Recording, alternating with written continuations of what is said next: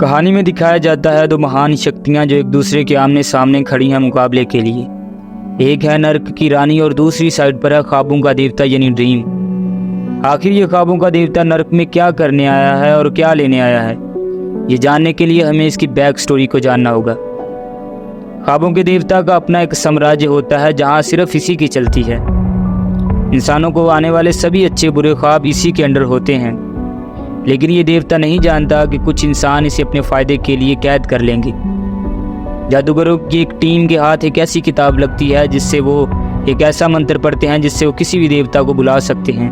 वो जादू को पढ़ते हैं तो वो देवता वहाँ पर उनके दायरे में आकर गिर जाता है। अब वो यहाँ से भाग नहीं सकता क्योंकि इसके इर्द गिर्द जादू का एक दायरा बनाया हुआ होता है। इनकी नज़र उसके यंत्रों पर जाती है। उसके पास एक रेत की पोटली होती है और इसका एक हेलमेट और उसका एक लाल रंग का लॉकेट होता है जिसके ज़रिए वो इंसानों की रूहों को खींच लेता है।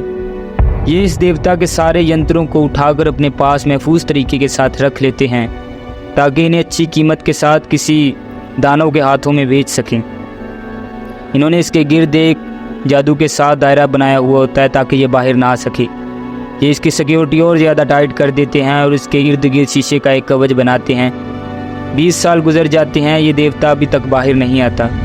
फिर इसी तरह इस बात को 50 साल गुजर जाते हैं, ये देवता अभी तक उनकी कैद में होता है। लेकिन एक दिन ऐसा आता है ये जादू का दायरा जो उन्होंने इसके गिर्द बनाया हुआ होता है वो घिस जाता है।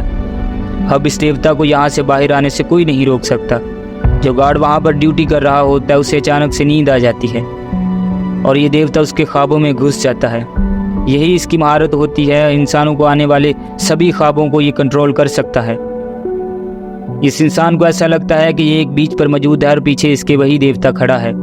ये उस पर फायरिंग करना शुरू कर देता है, लेकिन हकीकत में ये उसके शीशे पर फायर कर रहा होता है जिस कवच में इसको बंद किया गया होता है। ये उस पर लगातार फायरिंग करता है और वो शीशा फूट जाता है और वो देवता बाहर आ जाता है। जैसे ही ड्रीम अब बाहर आता है तो इसे रोकना बहुत मुश्किल हो जाता है और ये देवता बड़ी आसानी के साथ इन्हें मौत की नींद सुला देता है और वापस अपने राज्य में चला जाता है। लेकिन जैसे ही वापस जाता है तो इसका राज्य बिल्कुल ख़त्म हुआ होता है। ये अब इसे बहाल तो कर सकता है लेकिन इसके यंत्र इसके पास होना ज़रूरी है। वो एक जादूगरनी की मदद लेता है और कहता है कि तुम मेरे यंत्र मुझे वापस लौटाने में मेरी मदद करो। वो कहती है कि ठीक है, हम उसे ढूंढने की कोशिश करते हैं। तभी वो उसको ढूंढने के लिए अपनी दोस्त को फ़ोन करती है और वो उसे ठिकाना बताती है कि चर्च में आज रात एक शादी होने वाली है, तुम वहाँ पर आ जाओ तो तुम्हें तुम्हारा यंत्र और उसका पता मिल जाएगा। तभी ये वहाँ पर पहुँचते हैं। एक लड़का होता है जिसकी शादी होने ही वाली होती है। तभी वो जादूगरनी वहाँ पर आती है और उस लड़के के सामने खड़े होकर उस जादू की किताब को पढ़ना शुरू कर देती है। जैसे वो किताब में से मंत्र को पढ़ती है तो उसका दिल घबराना शुरू होता है और उसके मुँह से कोई चीज़ बाहर आना शुरू हो जाती है। वो लड़की लगातार अपने जादू को पढ़ती जा रही होती है तो उसके मुंह से एक हाथ बाहर आता है और जैसे ही वो दोनों हाथ बाहर आते हैं तो उस लड़के को बिल्कुल ख़त्म कर देता है और उसमें से एक बड़ा दानव बाहर आता है। वो दानव इस लड़की से कहता है कि मुझे क्यों बुलाया, मुझे क्यों डिस्टर्ब किया। ये लड़की कहती है कि तुम्हारे पास कुछ ज़रूरी सामान है हमारा। लेकिन ये दानव कहता है कि मेरे पास तो अब ऐसा कुछ नहीं है। वो हेलमेट जो तुम ढूंढ रहे हो वो मैंने किसी को और को बेच दिया है। तभी ये वहाँ से बहुत भागने की कोशिश करता है लेकिन लड़की अपने जादू के साथ उसे बांध देती है और ये दानव कहता है कि मुझे तो बांध दोगे लेकिन वो तुम्हारा यंत्र तुम्हें कभी नहीं मिलेगा। इसके लिए तुम्हें नर्क जाना होगा क्योंकि मैंने जिस राक्षस को तुम्हारा वो हथियार बेचा है वो दुनिया में नहीं बल्कि अब इस टाइम नर्क में है।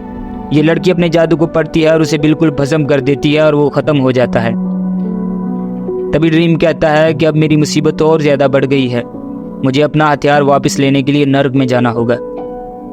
तभी वो अपने दोस्त मैथ्यू से कहता है कि मैथ्यू क्या तुम मेरे साथ जाओगे। मैथ्यू कहता है कि मालिक जहां आप जाएंगे मैं आपके साथ जाऊंगा। ड्रीम अपनी जेब से अपनी रेत की पोटली को निकालता है और जादुई रेत को नीचे फेंकता है। यही जादुई रेत इसे नर्क में ले जा सकती है। फिर उसकी रेत उसे सीधा नर्क में पहुंचा देती है और ये जगह काफ़ी वीरान और सुनसान होती है। नर्क की दीवार पर आके दस्तक देता है तो नर्क के गेट में से एक बड़ा दानव बाहर आता है और कहता है कि क्यों मुझे बुलाया, क्या काम है नर्क में। कहता है कि मैं ख्वाबों का देवता हूँ, क्या तुम मुझे जानते नहीं। दानव कहता है कि मैं तुम्हें जानता हूँ लेकिन अब तुम एक नॉर्मल इंसान हो क्योंकि तुम्हारे पास तुम्हारे हथियार नहीं हैं। ड्रीम कहता है कि मैं उन्हीं को लेने वापस आया हूँ, मुझे नर्क की रानी से मिलना है। वो दानव उसके लिए गेट को खोल देता है और उसे रास्ता दिखाना शुरू कर देता है और कहता है मेरे पीछे पीछे आओ, मैं तुम्हें नर्क की रानी के पास ले जाऊंगा। तभी देवता उसके साथ जाना शुरू कर देता है। ये रास्ता काफ़ी कठिन और काफ़ी डरावना होता है। इसमें से कुछ जगह ऐसी होती जो हमेशा के लिए नर्क में बंदी बने हुए होते हैं। एक औरत उसे देखती है और कहती है कि कोई तो आया मुझे छुड़ाने के लिए, फिर वह दानव कहता है कि इससे आगे अब तुम्हें खुद जाना होगा, मैं वापस जाऊंगा, इससे आगे जाने की मुझे भी इजाज़त नहीं है। तब काफ़ी लंबा और कठिन रास्ता तय करने के बाद पहुंच जाता है जहां पर नर्क की रानी का तख्त होता है। ये वहां पर पहुंचता है और नर्क की रानी उसे देखकर कहती है कि ख्वाबों के देवता का नर्क में क्या काम, तुम यहाँ पर क्या करने आए हो? कहता है कि नर्क में मेरा कुछ सामान है, मैं इसीलिए यहाँ पर आया हूँ। नर्क की रानी कहती है कि चलो अभी पता कर लेते हैं। वो अपने हाथ से इशारा करती है और काफ़ी सारे दानव वहाँ पर आ जाते हैं।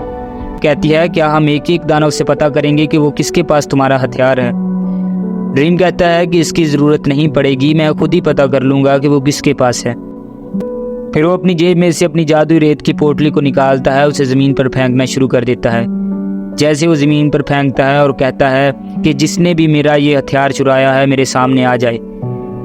तभी वो दानव उसके सामने आ जाता है जिसके हाथ में हेलमेट होता है, लेकिन वो दानव हेलमेट देने से इनकार कर देता है और कहता है कि मैंने इसे कीमत देकर ख़रीदा है दूसरे राक्षस से, मैं तुम्हें इसी तरह दे नहीं सकता। तुम्हें ये हासिल करने के लिए पहले मुझसे लड़ना होगा। ठीक है, मुझे तुम्हारी शर्त मंजूर है, हम लड़ लेंगे। लेकिन दानव कहता है कि मेरी तरफ से मेरी मालकन यानी मेरी नर्क की रानी लड़ेगी, तुम किसे चुनते हो? कहता है कि मैं खुद इससे मुकाबला करूँगा। तब दोनों एक दूसरे के आमने सामने हो जाते हैं और नर्क के सारे दानव वो मुकाबला देखने के लिए तैयार हो जाते हैं। मैथ्यू से कहता है कि तुम यहाँ से वापस उड़कर दुनिया में चले जाओ, क्या पता मैं यहाँ से वापस जिंदा जाऊँ या ना जाऊँ। लेकिन उसका दोस्त कहता है कि मैं अपने मालिक को कभी छोड़ के नहीं जाऊँगा, मालिक अगर आप यहाँ पर हैं तो मैं भी यहीं पर रहूँगा। फिर वो मुकाबला देखने के लिए वहीं पर बैठ जाता है। दोनों के दरमियान मुकाबला शुरू हो जाता है। रानी कहती है मैं हूँ एक खूनी भेड़िया। कहता है अगर तुम भेड़िया हो तो मैं हूँ भेड़ियों का शिकारी, जो अपने तीरों के साथ भेड़ियों को निशाना बनाकर उन्हें मार देता है। तभी वो उस पर वार करता है और रानी के खून निकलना शुरू हो जाता है। फिर रानी कहती है अगर तुम शिकारी हो तो मैं हूँ विष भरी नागिन। तब वो कहकर उस पर डसती है और उसके विष चढ़ना शुरू हो जाता है। विष चढ़ना शुरू हो जाता है। कहता है कि अगर तुम नागिन हो तो मैं हूँ चील, जो तुम जैसे सांपों को खा जाता है। ये दूसरा वार उस पर करता है। अगर तुम कोई भी पंछी हो तो मैं हूँ बीमारी, जो हर किस्म के पंछी को मिटाकर ख़त्म कर देती है। तभी ये गिरना शुरू हो जाता है, नीचे गिर जाता है। फिर वो कहता है कि अगर तुम बीमारी हो तो मैं हूँ नई जिंदगी यानी दुनिया। रानी कहती है अगर तुम दुनिया हो तो मैं हूँ दुनिया की तबाही। वो ऐसा कहती है तो सारी दुनिया मानो जैसे तबाह होना शुरू हो जाती है, नीचे घायल होकर गिर जाता है।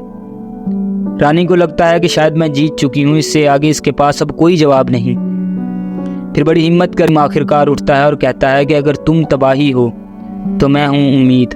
और नर्क की रानी ये सुनकर हैरान हो जाती है कि अब उम्मीद को किस चीज़ से मारा जाए, क्योंकि उम्मीद को किसी चीज़ से हार नहीं। और रानी कहती है कि तुम जीत चुके हो, अब अपना हेलमेट ले जा सकते हो। लेकिन वो दानव उसे ये हेलमेट देने के लिए इनकार कर देता है और कहता है कि मैं इसे वापस नहीं दूंगा।